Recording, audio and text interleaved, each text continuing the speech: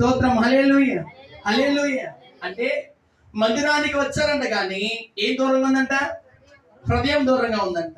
ఎందుకు నువ్వు మందిరానికి వచ్చినా నీ హృదయాన్ని ప్రభువుకి ఇవ్వట్లేదని అంటే నీ హృదయం ఏమి ఖాళీగా లేదంటే ఎంటీగా లేదంటే నీ హృదయంలో ఏమున్నాయనంటే ఆయన చాలా విషయాలు అక్కడ మాట్లాడుతున్నాడు.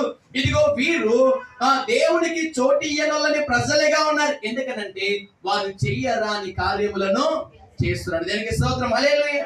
ఒకసారి ఇవి చదువుతుండగా మనలో ఏవైనా ఉన్నాయేమోనని ఒకసారి పరిశీలన చేసుకుందామా? చూడండి, దుర్నీతి చేతను, దుష్టత్వము చేతను, లోభము చేతను, ఈర్ష్య చేతను నిండుకొని మత్సరము, నరహత్య, కలహము, కపటము, వైరము, కొండెగాండ్రులు, అపవాదికులు, దేవదేశులు, హింసకులు, అహంకారులు, బెంకములాడు వారు, చెడ్డవాటిని కల్పించేవారు, తల్లిదండ్రులు ఎదిరించేవారు, మాట తప్పేవారు, అనురాగ రహితులు, ఇంకా ఇట్టి కార్యములు అభ్యసించే వారితో సహవాసము చేసేవారు. దేవునికి స్తోత్రం. హల్లెలూయా, హల్లెలూయా.